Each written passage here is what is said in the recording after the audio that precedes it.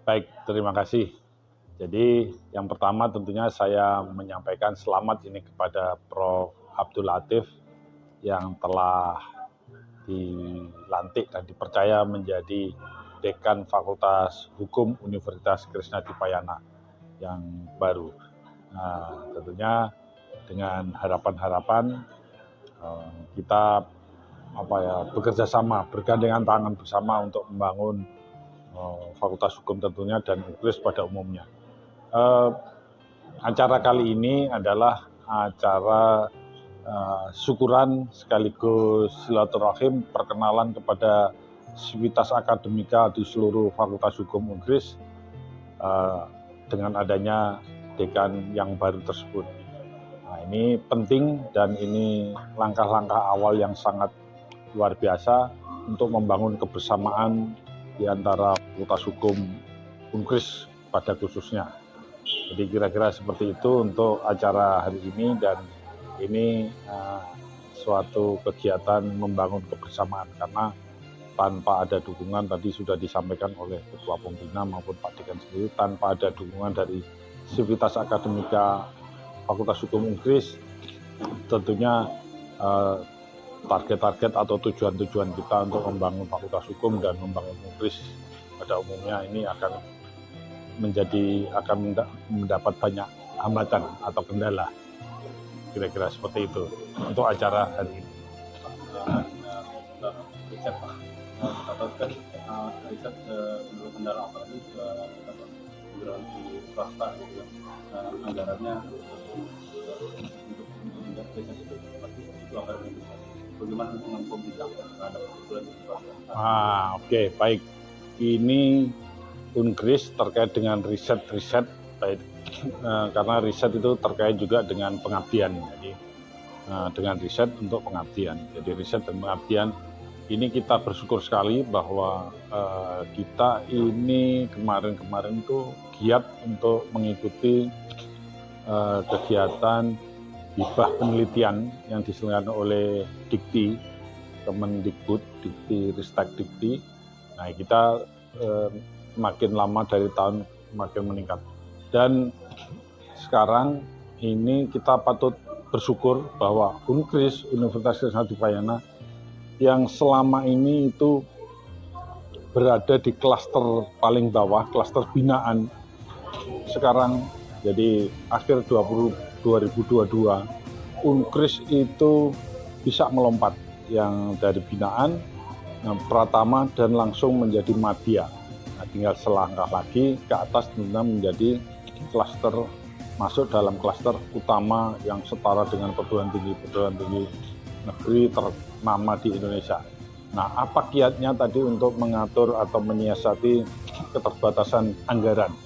Nah, satu-satunya dan kita tidak bisa pungkiri adalah dengan bersinergi, berkolaborasi, bekerja sama. Dengan siapa kita bekerja sama? Banyak sekali lembaga dan instansi pemerintahan. Kita bekerja sama dengan BRIN, Badan Riset Inovasi Nasional, BRIN. Kita melakukan penelitian bersama. Ya, anggarannya juga itu bersama-sama. Kalau belum diperlukan ya kita tidak mengeluarkan biaya. Tim-tim kita, dosen-dosen kita bergabung dengan tim BRIN. Itu yang pertama, kolaborasi dengan lembaga pegadaian.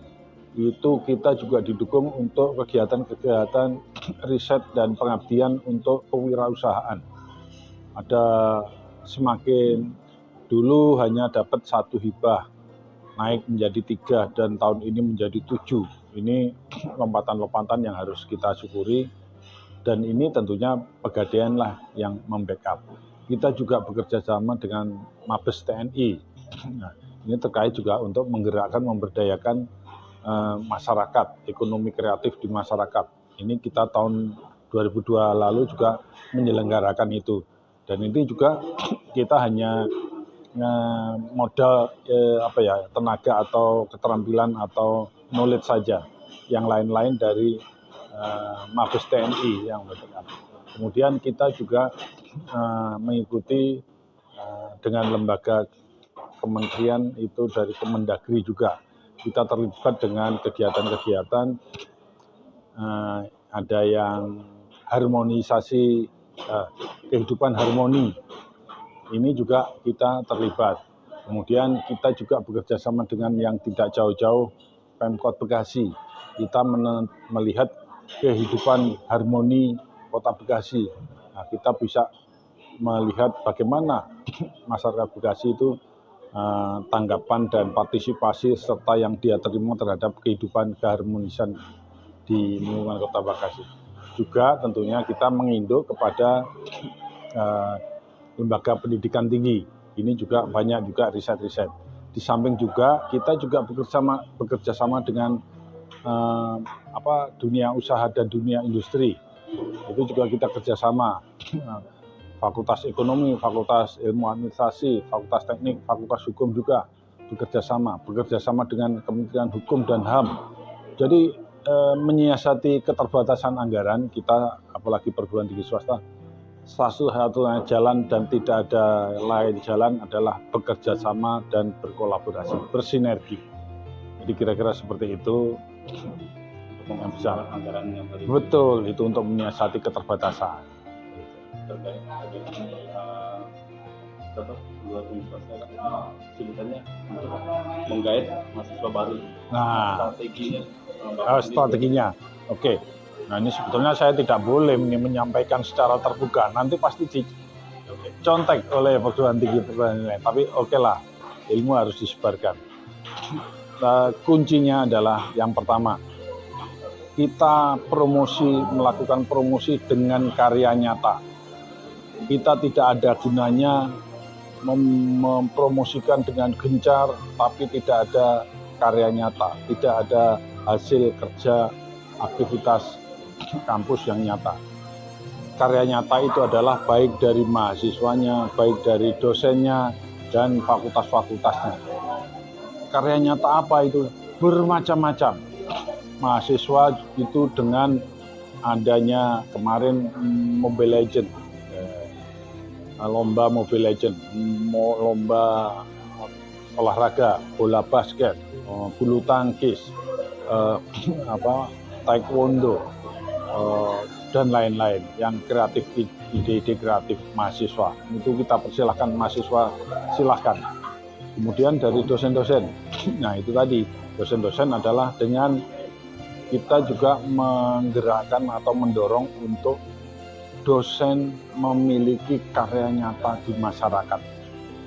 Memiliki karya nyata apa? Berbagai macam. Kita ada alat pencacah sampah.